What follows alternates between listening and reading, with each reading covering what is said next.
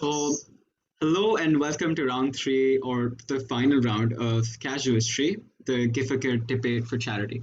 I'm your moderator, Ayush Gupta, and we have two judges, or two people with whom I go way back. Sadly, their cameras are off, so you can't see their hideous faces, but they're Suryansh Basamalik and Ishan Banerjee, two people that are undoubtedly very experienced um, debaters and judges themselves.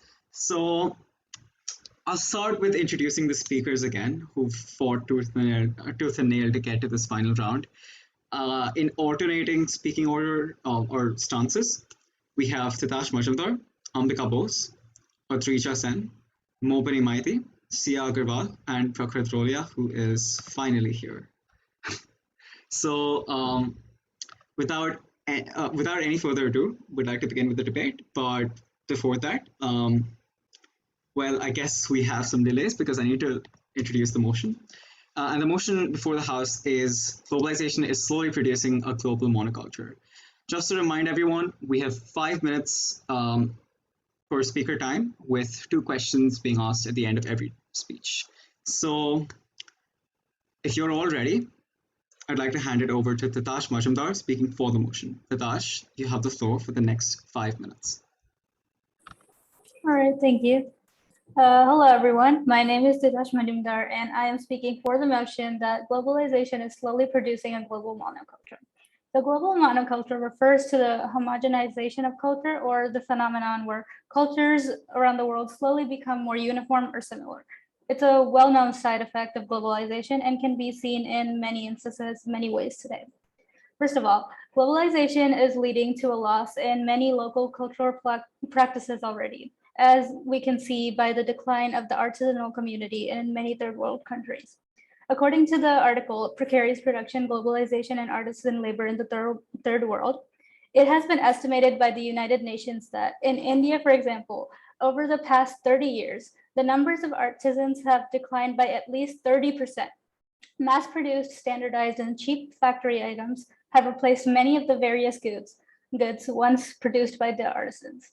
The Indian artisanal community historically has constituted a large part of our culture with their handmade crafts, and we're slowly losing them due to the economic effects of globalization. Another problem that has arisen due to globalization is the loss of languages, one of the most important parts of a culture. According to UNESCO, at least 43% of the 6,000 languages in our world today are endangered. More people today are speaking more globally useful languages, such as English, which leaves local and tribal languages to die. Okay, now, not all of the effects of globalization have resulted in a loss of culture. Since globalization has begun, we've had more efficient ways of sharing culture with each other than ever before, and this has caused cultures around the world to become intermixed. So for an example, fast food has rapidly spread to all corners of the world, with chains such as McDonald's owning more than 30,000 restaurants worldwide. Many cultures did not, prior to this, have fast food as a form of cuisine that was commonly used. And this prevalence of fast food in cultures has caused some negative effects already. According to the Stanford Journal of Public Health, with the expansion of the fast food industry, India's population of obese individuals is increasing. India is the third most obese country in the world, with more than 3% of its population facing obesity, according to the Obesity Foundation of India. And it's not just India. This is happening all over Asia and Africa, in cultures that didn't before have fast food as part of their cuisine. Now, as more globalization occurs, it allows more people to be exposed to cultures that they hadn't been exposed to in the past. Cultural practices that were very localized are now being exposed and adopted by people all over the world. And it's not just Western culture that's spreading, it's other ones too. Like the popularity of Asian practices such as yoga, Tai Chi, meditation, and others in the Western world is just one example of this. Food from all over Asia, such as Japan, China, India, Korea, Thailand, is becoming increasingly popular in the Western world. And the same is happening with Latin and Mediterranean culture. Food is a big part of culture, as I'm sure everyone knows, and it's getting intermixed with throughout the world. Religious practices are also becoming popular with people who don't specifically practice that religion. In recent times, there's been a surge of people practicing witchcraft, which is practices taken from Wiccan, pagan, and many Asian cultures. it's worth mentioning that many of the practitioners of witchcraft are not from those cultures themselves. So cultural practices are spreading and also getting adopted by people that don't originate from those cultures themselves. This means that as more globalization occurs, eventually local cultural practices will become part of the global monoculture that's inevitably going to appear. So in conclusion, local cultures are being lost at a rapid rate due to globalization. But at the same time, foreign cultures are also arriving and getting assimilated into local cultures. We can already see this happening now. So it's not much time before this inevitably results in the production of one single global monoculture. Thank you, everyone, and that concludes my speech. Thank you, Tash. We'll be recognizing 2 questions on that speech. So opposition, please raise your hands. Prakhar Trolia, followed by anyone else. So Prakhar, please continue with the question. If nobody else raises their hands, we'll be taking questions from the audience. All right, am I audible? Oh, audible. Yeah, thank you.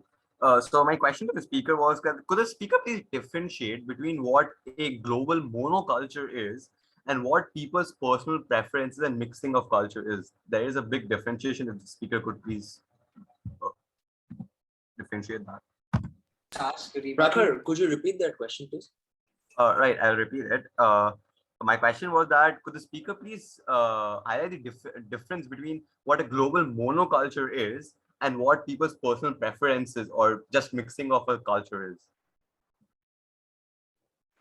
According to the definition I've seen, global monoculture is the mixing of cultures, which results in one homogenized uniform culture. So people's preferences, what we're seeing now does result in people's preferences, but eventually these preferences are becoming more uniform, and then it's going to result in one uniform culture. Fair enough. Hope that answers your question. The next question will be by Ambika Bose, so please take over.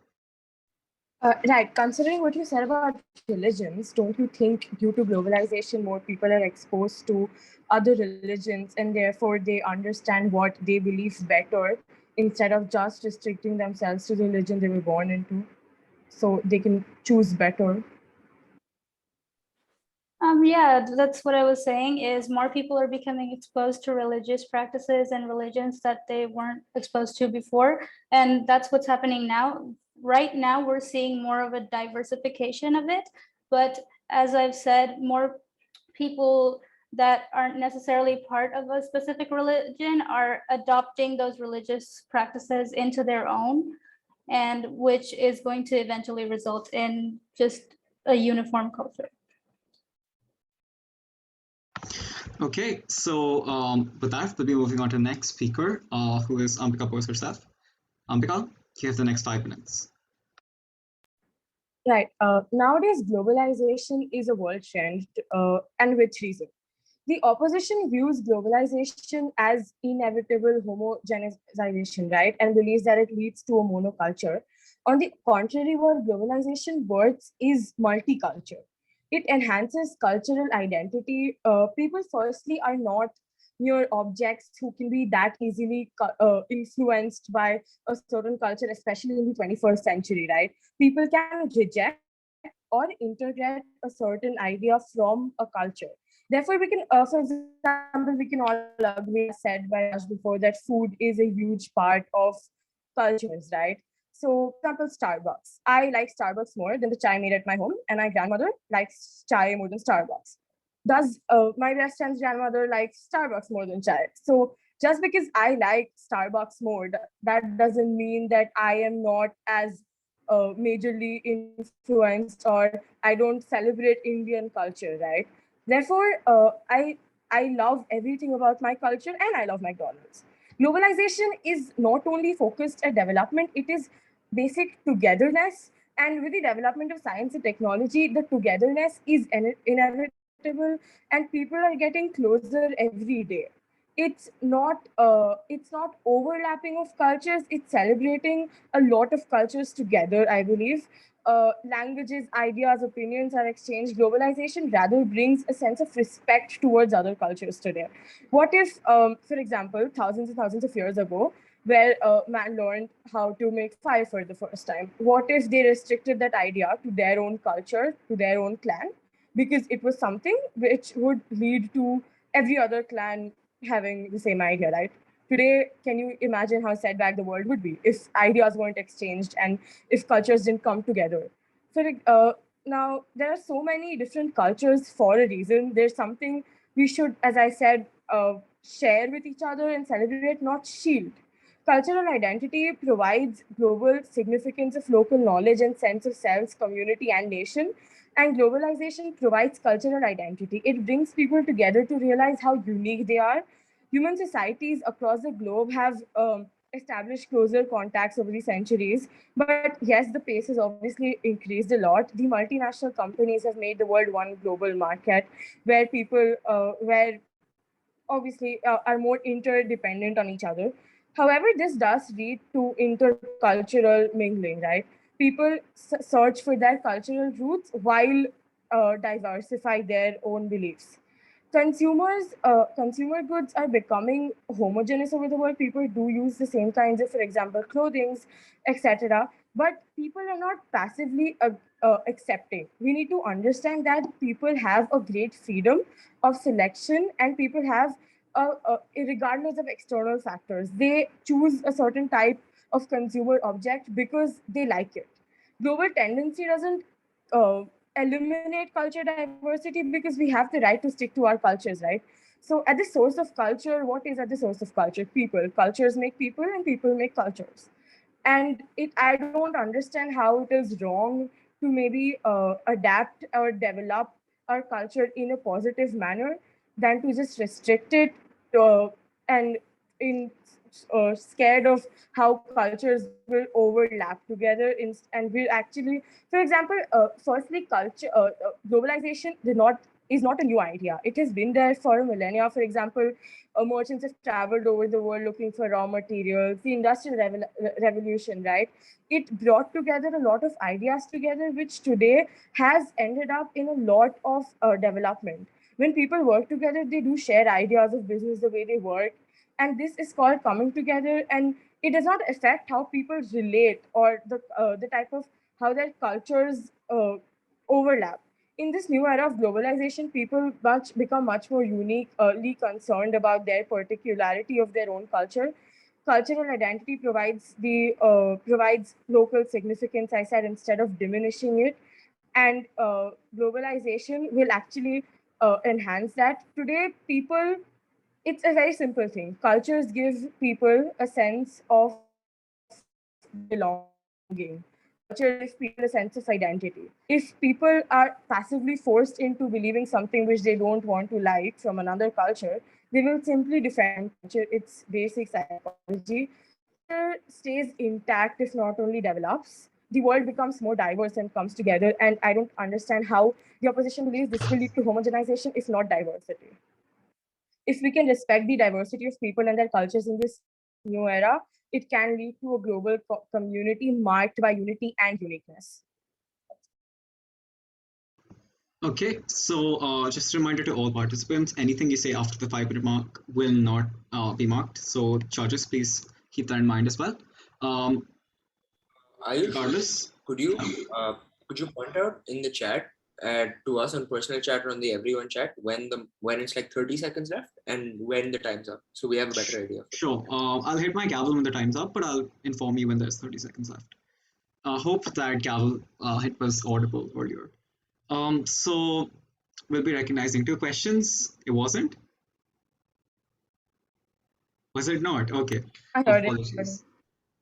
All right. So Adrisha San followed by Sia Agarwal. Ma'am, you mentioned how globalization leads to the sharing of culture. Am I audible? Yeah, okay. You mentioned how globalization leads to the sharing of culture. Does that extend to indigenous cultures as well? And if so, do you recognize how that damages their own intrinsic cultures? That does. And I think if cultures did mingle as equally, today I cannot deny the fact that cultures, for example, the Western culture is more dominant right now because that is the they have the sources to, am I not? Yeah, they have the sources to mingle to other countries. And I feel like if indigenous cultures have had the opportunities to do so, obviously they would. That's what I'm saying, right? If they come to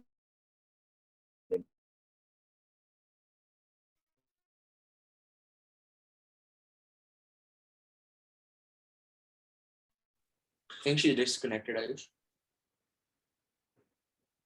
am I audible? Ambika, would you like to repeat your response? So we couldn't hear the last part of it. What I'm saying is that by am I audible now? What can you tell me what was the last thing you heard? I'm kind of lost track. Ambika, could you repeat the entire answer for us? I'll just repeat the entire answer. So obviously certain cultures are more dominant than the others because they have the specific resources to actually mingle better in other cultures. If the indigenous cultures were given the opportunity to do so, and thus if they were as globally, if they could come together, I think yes, it would obviously extend to them as well. It does extend to them. Okay, so next question, Sia, please take over. So, you spoke about how your family and you prefer chai over coffee, but Starbucks sells 4 billion cups of coffee annually. So, how do you justify one person's preference over global ones? Ma'am, I didn't say my entire family does. I just showed a contrast of interests, how it differs from person to person, and people have the freedom of subjectivity to like what they like, irrespective of external factors. And along with Starbucks, for example, Zomato is also very relevant in other places, internationally. Okay, so I believe the judges have a question, but I highly doubt that it'll be marked. So go ahead. Right. Thank you for your speech, Amrita. Now, give me some clarity. If there is an external culture and you have an indigenous culture in place, do you really think cultural crossbreeding can happen with voluntary agreement between the indigenous culture and the extremist culture? Sir, I absolutely acknowledge the years of oppression which obviously play a role in all of this. But I feel like if obviously, as I said, the more dominant cultures right now would be sensitive enough and would be respectful enough to understand how diversity works in here, then yes, it would lead to equalization of cultural breeding here. Equal cultural breeding. Ambika? Yeah. Okay, fine. Thank you. Judges, no follow-ups, please. Right, definitely. Absolutely. So we'll be moving on to the next speaker, who is Adrisha Sen, speaking for the motion. Adrisha, you have the floor for the next 5 minutes. You are audible, yeah. Great. Dominant. That's the word that was used by the opposition. Dominant, which clearly demonstrates a power play, which clearly highlights the point of the proposition. Today, when we go to a mall and buy a t-shirt, we fail to realize that it was most probably made in a country that is not our own. Additionally, it could have been made with Chinese cotton, spun by Korean hands, shipped on a French vessel that is manned by the English to a harbor in America. That is the essence of globalization. But today, we also fail to acknowledge the death of multiple cultures that is created through the effect of globalization, thus creating a monoculture or an Americanized culture. Dr. Stephen Leonard is a researcher who spent a year documenting the Inuits in Northwest Greenland. This Arctic community spoke a minority language, and their very cultural foundations were being rocked by climate change. The tribe's culture reflects through survival methods in hostile terrain. With the advent of globalization and the increase of emissions, thereby the increase of climate change, this culture this tribe is at risk. But nobody acknowledges it because it creates and propagates that one strong industrialized culture that is Americanized. Moreover, I would like to elucidate on another point, outsourcing. This is when people leave their city or place of origin, hence making it devoid of talent and expertise, causing a decline in its overall output. Almost all of us here plan to go abroad at some point and work there.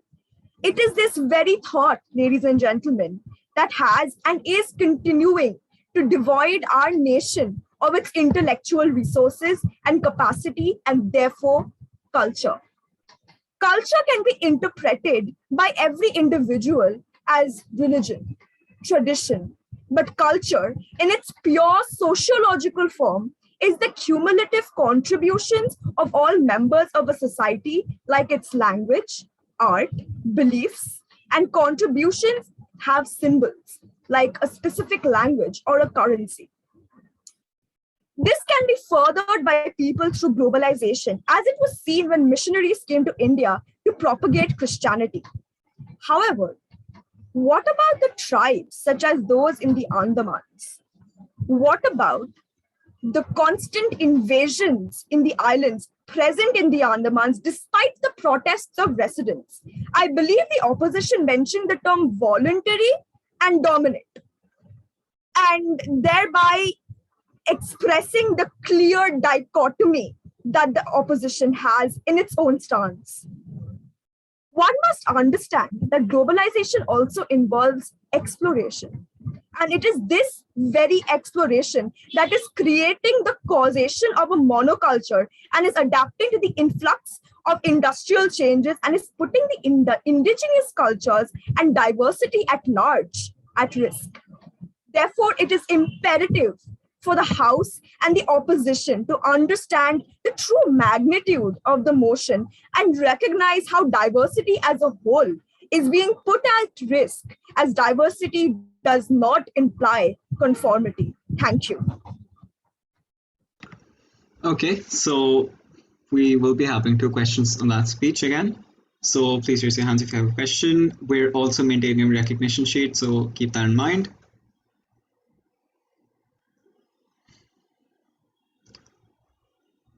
Churches, save your question for the last, please. Let the debaters ask, then if yeah, right. Prakhar, continue. Hey, thank you. Yeah, thank you. So I actually had several questions, but one that I would like to focus to ask the speaker right now would be that the speaker talked about one community, I suppose in Norway. I forgot the country, sorry for that.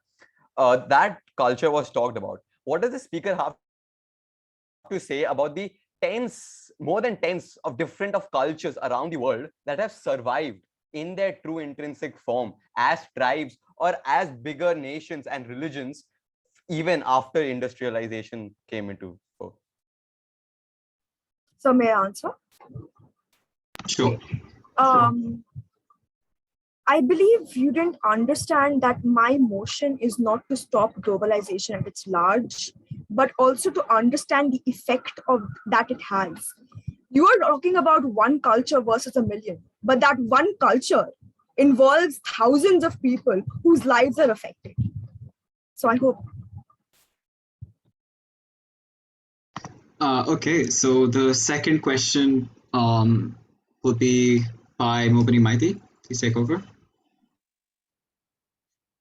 Well, we might like wearing t-shirts more, but that does not mean that we forget the Indian traditional clothes. When there is a puja or some other event, we also wear the traditional clothes and the uniforms. So we might like the other traditions and cultures, but we don't forget the Indian culture. How do you justify yourself? Ma'am, at the end of the day, it is important to recognize that when you wear a t-shirt as a teenager, it is more commonly understood and accepted as opposed to wearing a kurti to any informal school gathering. That is just how social acceptance has become. Therefore, that is the birth of a monoculture. Hope that answers your question. Judges, do you still have a question after that? Do you think it's pertinent enough to ask? All right. In that case, go ahead. Adrija used how much of her time? 3 minutes and 48 seconds. Right. All right. Fine. Adrija, do you feel culture is a static entity? Absolutely not, sir. Right. So what would you say to, for example, me wearing a jeans with a kurta? I would completely acknowledge that, sir. However, right. So, right. Go ahead. Yeah. However, sir, the fact that you are wearing a kurta and it's just you as a middle class person, I'm referring to the greater society at large. For example, the indigenous people who are not being given the option of jeans in the first place, whereas the opposition mentioned sharing the cultures, which in turn would really, really hamper the indigenous culture at large. So. All right. Okay, so hope that's good enough for you, judges. We'll be moving on to the next speaker, Mobini Maiti, speaking against the motion. Greetings to everyone present here. This is Mobini Maiti. Today, the House believes globalization is slowly producing our global monoculture. But I would rather say globalization promotes interconnection of cultures. In the new era of globalization, people become more concerned about the uniqueness and the particularity of their own culture. No doubt, globalization leads to each culture becoming more different and distinctive. English as a language brings the world together, but that does not mean we forget our own mother tongue. English is a language which helps us to sit in our home, learn the various cultures. English helps us to witness the evolution of the various cultures and be a part of it. But having said so, it does not mean that we are forgetting our own culture. Globalization at its roots means interconnecting of the various cultures, but people assume that when the various cultures are interconnecting, it creates a monoculture. But today, if I talk about the internet, being a Hindu, we can discover the Christianity or learn about the Muslim community. Being an Indian, we get to know about the Chinese culture. And at the same time, we are getting the golden opportunity with the help of globalization to spread our own culture, our own religion, and our own traditions. We all love to have Chinese or continental dishes, right? But that does not mean we forget to embrace the traditional sweets of our country. We love wearing jeans and t-shirts, but don't we imagine do we ever forget to wear a sari in a puja? Globalization enables us to acquire knowledge about the various festivals going around the world, but that never means we forget our greatest festival, Durga Puja. With the help of globalization, the backward areas of India started developing, be it in the fields of technology or infrastructure or medical science. Today, many people are getting saved, their lives are getting cured only with the help of globalization when the various other technologies comes into play. There was a point of time when there was no mobile phones, and as a result, a person living outside the country could not even contact with their families. But today, with the help of globalization and improvement in technology, we connect with anybody all over the world. Now, this does not mean we are forgetting our own culture. Rather, we are getting the opportunity to promote our culture. Often we get the opportunity to promote our religion and our own country.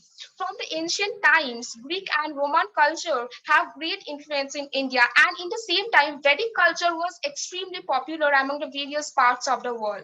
People who have lived their all lives in slums are ending up becoming millionaires by learning the modern techniques and taking the advantage of the globally accepted language English. Taking an example, hailing from a Muslim community in Mumbai, Vikas found the magic in internet and began managing two YouTube channels. And one of his YouTube channel name was Mad About Tech. Through this channel, Vikas tells people how to use laptops and phones. Now see, globalization is helping people to become even more successful and taking forward the name of our country. Globalization and modernization goes hand in hand. It is teaching people a lot new customs and practices to make our life better. Living in the 21st century, if we say that we disregard our culture and language, I'm sure that no one is willing to do so, but it is very unsmart if we do. And at the end, globalization is helping to make our culture even better and better. We can get more ideas from various other cultures and make our own culture more better. Hence, I completely disagree with the fact that globalization is slowly producing a global monoculture. Thank you. Okay, we already have two eager participants willing to ask questions, but considering the recognition sheet, we'll be having one question from Tatash Majumdar first, and we'll see if actually everyone else has asked a question. So Tatash followed by Atrisha. Okay, thank you. You said that English brings us together, but we don't forget our own mother tongues. So would you then say that the thousands of languages going extinct right now around the world don't matter? Like, would you say that the thousands of second generation immigrants never being taught their home tongue don't matter? Like, do you think that statement was completely encompassing the global experience? Well, all I wanted to mean is that we use the English language to communicate outside, to communicate with more people, but we don't forget now. If I am a Bengali speaking girl, I will not forget my own mother tongue. I will definitely use it when I am speaking with my people. But when I speak with someone whom I don't know, to connect with them, I use English. So I think I am justified. Okay, hope that answers your question. Atrisha Sen, please take over. Ma'am, you mentioned, and I quote, I wear t-shirt and jeans, but on special occasions, I never forget to wear my kurti, and I will always wear sari during Durga Puja. Are you implying that your traditional wear is only set for special occasions and regularity is something that you embrace in a global perspective? Never, ma'am. I just took the example of the greatest festival. Just an example. There are many events, many occasions. Well, I don't want to mean that we only prefer the Western culture over the Indian culture. I just took an example. There are various occasions where we can wear it anytime, but that does not. I just took the example of the greatest festival, but that does not mean we only wear the Indian culture only in the Indian festivals. Okay, moving on to the next speaker. Before that, actually, if the judges have any questions regarding how much time a speaker has used, please feel free to send me a direct message. Also, stop trying to break me in the chat. We'll be moving on to the next speaker, Sia Agarwal, who is the last proposition speaker of today's debate. Right, thank you. So good evening to everyone present here. I'm Sia Agarwal and I will be speaking in favor of the topic. So I participated in a debate 2 years ago, and the topic was, in today's world, fluency in English is the stepping stone to success. During the audience poll at the end, most people agreed with this statement. From language to entertainment, every strand of our lives has been dominated with Western influences. And the power of such a dominant global culture is that it tends to overwhelm or largely influence all other local cultures, leading to the rise of a monoculture. This is the power of today's global culture embodied in CNN, Hollywood, American TikToks, Microsoft, Intel.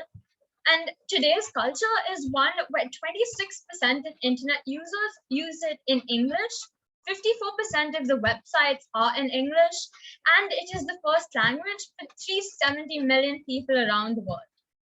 This is among 6,500 languages around the world and 121 languages in India itself. English still dominates, and the people who speak it do so too. 4 out of 5 of the richest men on earth come from America, according to data in Investopedia. 52% of the Academy Awards Best Picture winners are from just 6 major Hollywood film studios, but that number rises to 81% if you include other film studios like MGM. We could also note the popularity of American dramas translated into other languages. But even if the languages of the songs may be different, the concept is not. How do we evaluate this global monoculture? The Japanese scholar Toru Nishigaki, sorry if my pronunciation was wrong, argues that despite its appearance of multiculturalism, today's global culture is, in the last analysis, an American monoculture founded on the enormous appeal of Hollywood films and American TV, on the dominance of the American industry, and on the technological, economical, and military power in the US. Nishigaki argues that we are witnessing this spreading, whether it be subtly or directly, of American values of free enterprise, materialism, consumerism, political liberalism, and so on. This American plague, for Nishigaki, threatens to infect or relegate to insignificance all other cultures. The Mongolian pastoral herders, who make up one of the world's last remaining nomadic cultures, for example, are slowly moving to urban areas as severe winters and poorer pastures have made their lives harder and harder. In a globalized world, we tend to see McDonald's and Starbucks everywhere. In less than half the century, the coffee chain has grown from a single outlet in Seattle to nearly 32,000 shops in around 80 countries. Each year, its near identical stores serve near identical cups of coffee to thousands and hundreds of people. For the first time in history, your morning cappuccino is the same whether you're sipping it in Tokyo, New York, Bangkok, Delhi, or Buenos Aires. Some may argue that the multi-cuisine restaurants around the world are thriving, but I would like to ask them a question about the use of curry powder used to make every Indian dish by a foreigner. A horrible chicken butter masala meal made by a top chef in a cooking competition that went viral on Facebook. The bright and satirical portrayals of Bollywood on an international stage. The contempt faced by K-pop or other Asian artists. And the sheer racism against Asians in the past year. Is this the diversity we're talking about? You may be including cultures, but do you not realize how inaccurate and misguided their representation is, as it will slowly lead to the dwindling of lesser mainstream culture? Baby showers and fancy birthdays with chocolate cake, t-shirts and Nike sneakers in every household, these are westernized culture become popularized and part of our daily mundane lives. Even while typing something on computers, any word slightly diverging from the English language is highlighted with a bright red stroke screaming, "You're wrong." Actually, even K-pop, which is supposed to be in all of its Korean glory, is derived from American pop and hip-hop culture. So what message does this give? You have to fit in.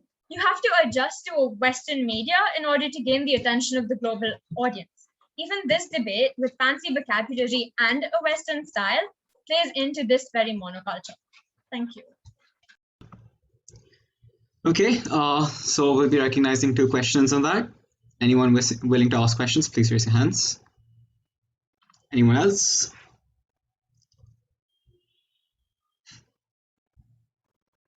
Anyone else, guys? Okay, so Prakrit Rolia, please continue. Right. Yeah. So I will ask one simple question because I will go next and I'll talk more then. My simple question was that the speaker again talked about coffee consumption. Could the speaker please highlight the amount of the number of times tea of different varieties is consumed across Asia in a single year as compared to the amount of coffee? To answer your question, I do not know the exact statistics of the consumption of the varieties of tea, but it is a very commonly known fact that coffee is the most dominating beverage in the world. We're not just talking about Asia here. We're talking about other continents as well. Thank you. Okay, so the next question will be by Ambika Bose. So you take over. Yeah. Ma'am, as you said, cultural appropriation is there. Do you not believe that along with that goes cultural appreciation as well? And while there is cultural appropriation along with other inequalities, cultural appropriation, as you said, for example, in the world of pop, does face a good amount of backlash as well. I'm not sure if you misinterpreted anywhere in my speech, but I did not mention cultural appropriation. Anyway. A follow-up, please. Okay, Sia, would you be willing to answer a question from me? Will it be marked? Judges not marked. Okay, fine. So, you mentioned that around 360 million people currently speak English, and it's a twofold question, and I'm allowed to do that.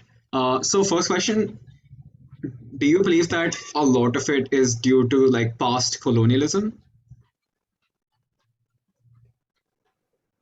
Well, yeah, it is. And isn't that also a part of, spreading Western culture, whatever it be? So, Okay, so my second question was going to be: do you believe that past colonialism is like a contributor to like more modern day globalization? But I think you've kind of answered that already. So, okay, great. I'll appreciate that. Um, we'll be moving on to the last speaker and naturally the last opposition speaker of today's debate, Fakhr Dolia. All right. Am I audible? Yeah. Right. Thank you. So, firstly, after listening to the arguments presented, it seems that it is important to understand what culture means. It isn't just what you wear or what language you are using right now to converse with us, or with converse with others who might not even know your mother tongue or even your favorite dish. It is the deep-rooted traditions and beliefs in you. It is what you and your larger community believes, what you connect to, what thoughts are present deep down in you, and what you generally consume and what you become. It isn't just one Sundar Pichai from India becoming very American, or that group of friends in America who's starting to follow Hinduism. No, if culture was that simple, then it wouldn't even exist. Culture is about where one is connected to how one large group is categorized, and it isn't about a few hundred to the thousands it develops. It also seems important to differentiate between global monoculture and what you can call as a human culture or humanity. Believing in freedom, asking for equality, and having the mindset to be successful above others isn't owned by a country like America or by India or by any other country. These are human values which have existed from before the time period of even the First World War. It has existed for thousands of years, from before the time that Alexander set out to conquer the world, and hence people believing these to be examples of the spread of a culture is just ridiculous, because this claim is not only historically false but also logically weird, as their claim is essentially that one culture has created all humans.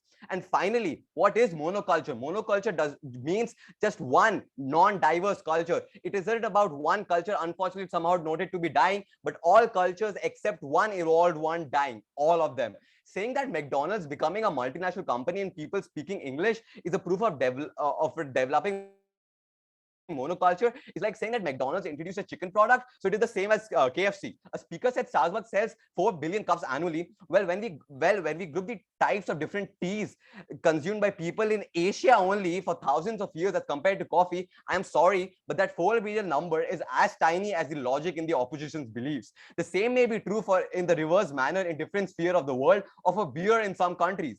People have failed to prove what is that culture that is becoming the monoculture. I can rather present varying arguments to counter this. For example, Samuel Huntington, whose work was cited on papers even in MIT, argues that instead of the argued monoculture, there's the presence of smaller concentrated cultural religious centers, which can be proven to be by the distinctive beliefs and categorization. For example, the Middle East and Islamic world, which is complemented by a different culture in Israel. The Confucian culture in East Asia, characterized mainly by the way they connect to their roots and their history and the nature, as opposed to the so-called American culture, which is more about the future and noted to be less connected to history. A proposition speaker talked about how it isn't about one middle-class person, but the larger group, which I and thousands other on my side note should also include those not visible on social media. Recognize the millions who wear a kurta pajama daily, and especially on Diwali and Durga Puja in different parts of India. Those who celebrate the cherry blossom season while singing the traditional Japanese song they learned throughout their life in Japan, and so on. The millions of Indians who probably right now consuming a pizza would still go home and find comfort in their home cooked chola kulcha or the Thai noodles in Thailand. Those who might converse here in English but will go home and speak Hindi, German, Chinese, or whatever their mother tongue is and they feel comfortable with. Also to note, the Sentinelese is a very protected tribe in Andaman and Nicobar, and most tribes in Andaman and Nicobar are protected for their culture. If the global monoculture imposes American culture as argued by many, then and that is what we are consuming, then please explain to me the ever-growing traditional Korean entertainment industry as well as the Bollywood, Tollywood industry in India, alongside the Nollywood industry in Nigeria and so on. Why is Finnish people indulging in sauna naked still normal for them, while other regions look at it as gross? And as many have argued that it is slowly developing, let me present to you the argument that globalization is not reducing nationalism or pride of your own culture. It is rather increasing that, reviving cultures and languages such as Sanskrit as visible across nations right now. It is instilling the sense of nationalism as people become more and more aware of what they actually are, and hence become more and more connected to their grassroots. Languages such as Sanskrit, for example, are being revived even more and more because people are now understanding its importance and starting to adopt them. And what is also not proven by any research till date is the role of globalization to be responsible for any culture dying or for any form of argued culture, monoculture forming. It has been proven to be related to understanding new cultures and developing certain personal identities, but to nothing like this. And hence, as I would like to conclude, if your monoculture is so slowly developing that it's going to develop in the next 40 to 50 million years, then ladies and gentlemen, that monoculture is actually not going to be a mix of cultures, but that monoculture is going to be a culture of that one person who's going to survive after the rest are wiped out. Thank you, ladies and gentlemen. Okay, so I couldn't help but react to that Huntington Clash of Civilizations reference, so good job on that. It's a lot of raised hands, something I appreciate. Let me check my recognition sheet before recognizing anyone. Sia Agarwal, followed by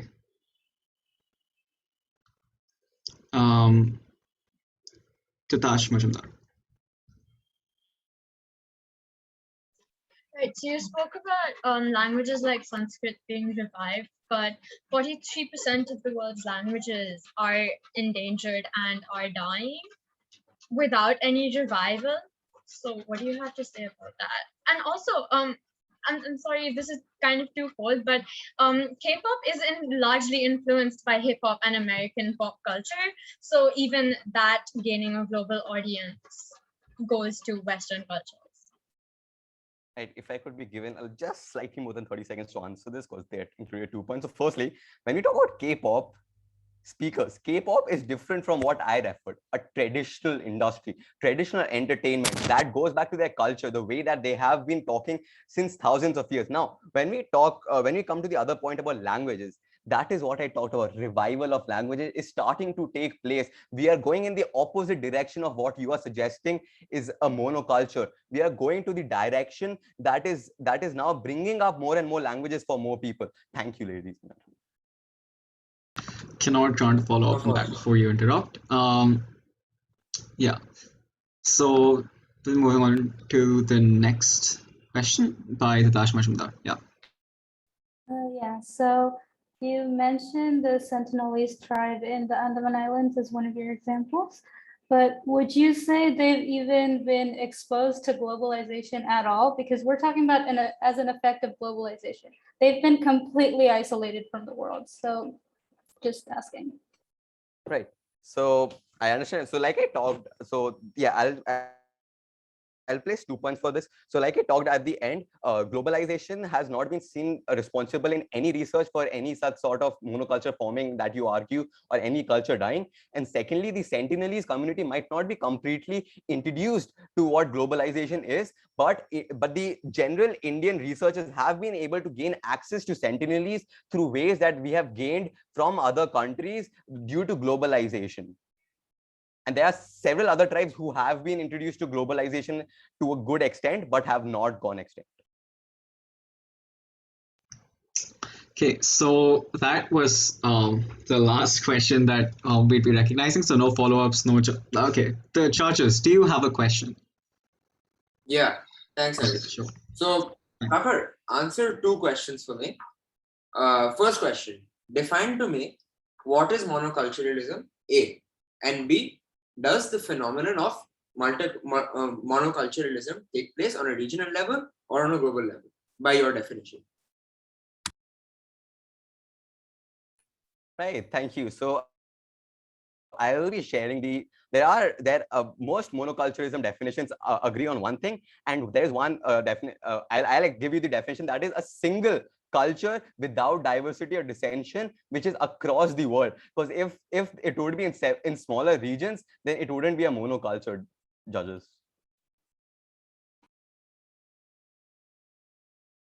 So, one sec, Ayush. It's not marked, just clarify, just for my peace of mind.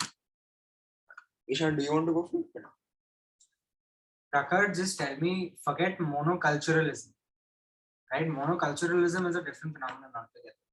Answer this. Do you think globalization is as much a regional phenomenon as it is a global phenomenon? And if yes, is the rise of slow production of monoculture also a regional phenomenon or not? Could you repeat the second part of the question? There was some disturbance on the chat. First, answer the first part. Okay, right. Just to repeat, is globalization on a regional level or a global level, right? Is that as much a regional phenomenon? Is it as much of a regional phenomenon as it is a global phenomenon? Yes or no? Definitely not. You can go and don't just trust me on this. Trust the several papers that I have read through today to present this argument. Okay. All right. Thank you. Thank you. Bas, that's it. Really hope that's it for the judges. We will actually be releasing the results in a bit, but before that, since we've come to the end of the debate, I'd request the judges to say a few things, one at a time, please. We'll make our comments in a second, Ayush. Just give us a second to tabulate our marking and then we'll speak. Sure, yeah.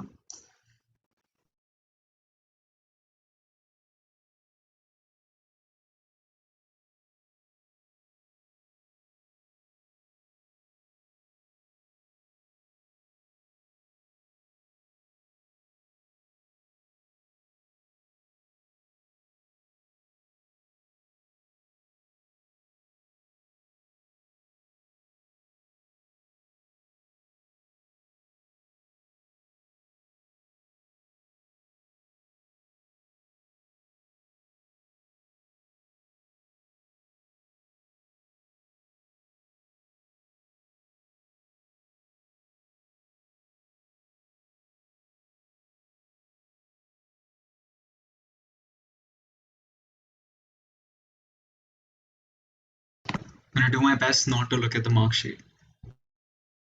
Ishan and I were discussing, before Ishan and I entered this meeting, we had a long, heated discussion of great disagreement over this motion. But to see y'all come up with points that Ishan, one or two points that Ishan was arguing to me that he couldn't come up with, or one or two that I couldn't come up with, was very, very fun to see. It was engaging for us to watch. We were interested throughout, right? But the one piece of advice that I'll give you all is in fact, there's two pieces of advice I'll give you all when you're speaking in a debate, right? Don't turn your speeches into this, one tone. Keep it like one tone. I'll explain what I mean. When you're speaking, you want to keep Ishan and I engaged. Ishan and I just love debate, and we love listening to speeches day in and day out. So we're going to pay attention as a lot. But however, if you keep the same tone throughout, and we can very obviously tell if you're reading off of a script, right? Both of these things are very easy to tell, right? And they reflect on your delivery and clarity, which is marking criteria that we did have, which I can tell you. So for that very reason, I tell you, try not to write out your speeches, because I'm sure some of you did. And to that, I tell you, just keep your 2 or 3 key points, or 4 or 5 key points, whatever you have in front of you. Keep a small explanation that you have made for yourself, that script is your biggest fallback. You should know what you're talking about and understand what you're talking about. If I take away your script, you should be able to tell me what you're talking about, right? But in the same breath, I'll also tell you one more thing. The level of arguments that Ishan and I viewed was quite good. It was at a high level the entire time. All of you all got a high mark for it. And I felt that when it came to certain, we saw a trend among the speakers, right? For those of you who were very good with your rhetorics, and those of you who were very good with your eloquence, you guys weren't very research heavy. But for those of you who were research heavy, your eloquence took a bit of a dip. right? To that, I tell you, try to find yourself an adequate balance. It differs from speaker to speaker based on the way they speak. So you have to, like, the more you speak on in multiple debates, the more you have your discussions with several other people, that's when you'll able to find that actual balance, right? However, I will mention, objectively speaking, that when it came to some of your arguments, you're left out a few key things. When it came to your justifications of a monoculture, and when you were taking your little examples, rather than just like a tea or coffee example of what my mother was or what my father was, try to take it in an actual practical circumstance, right? Look at, you should, the best one, two sets of amazing examples that you could have taken that you all missed out on a great opportunity was maybe what's happening in Afghanistan right now, maybe what's happening in India right now with our government. I'm not allowed to say this in case they're watching, so but I'm sure all of you are aware, right? So in that case, I tell you, when you are considering your arguments for a debate, try not to limit yourself to certain trends you're seeing off of research papers. Take real life examples. That's what any script you read off of will never be able to tell you. When you take these real life examples, when you prepare your own speech rather than take examples off of other places, that's when you'll be able to develop yourself a well-rounded speech. I think that's all the gyan I can give. Shan? Right. First of all, thank you so much, each one of you, for delivering amazing speeches.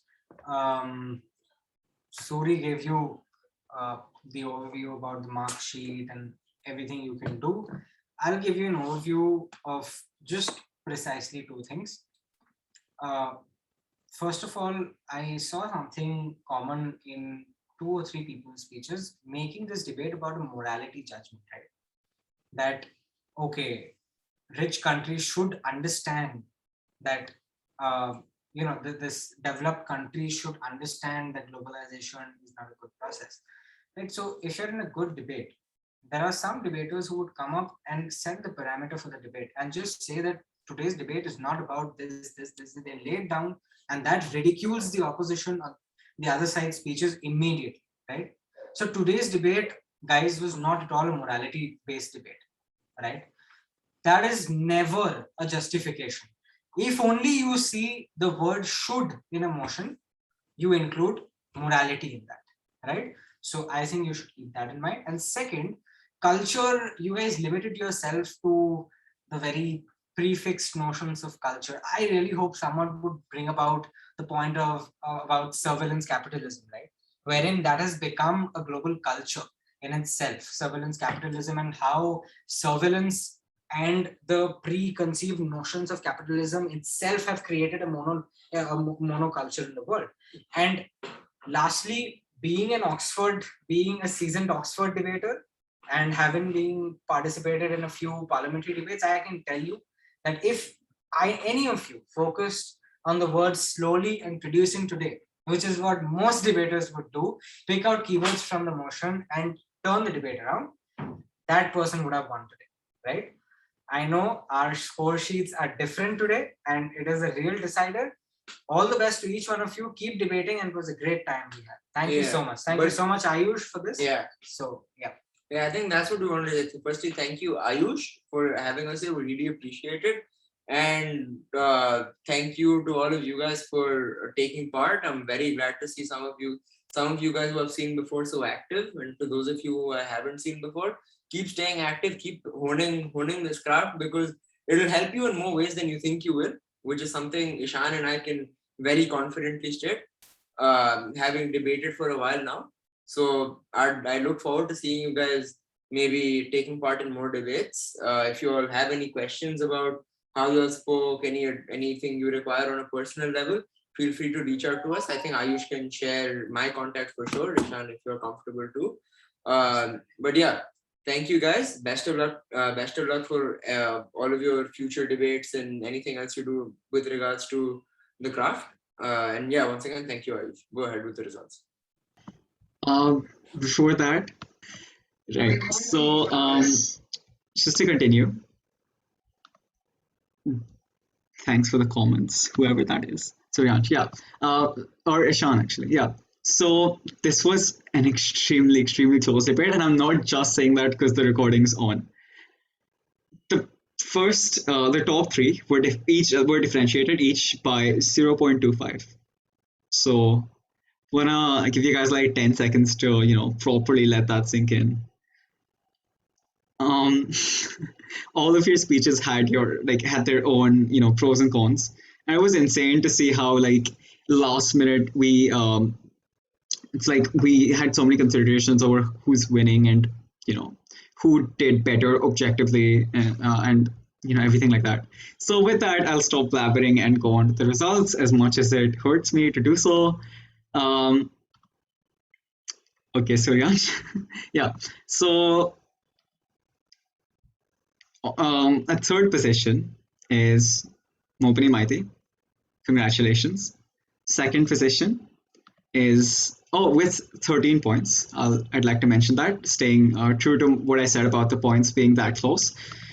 And at second position is Sia Agarwal at 13.25 points, which leaves first position, which was rightfully usurped by Prakhar Drolia with 13.5 points. And Prakhar, I really want to know what you have for breakfast. So that brings us to the end of Casuistry, the charity debate by GiveforGood. Thank you all for attending. Thank you all for researching, joining, and giving your wonderful speeches. It was really a blast to have all of you. And I really hope you guys are more involved in the debate circuit and everything else we do. So with that, I'll stop the recording. Thank you for joining.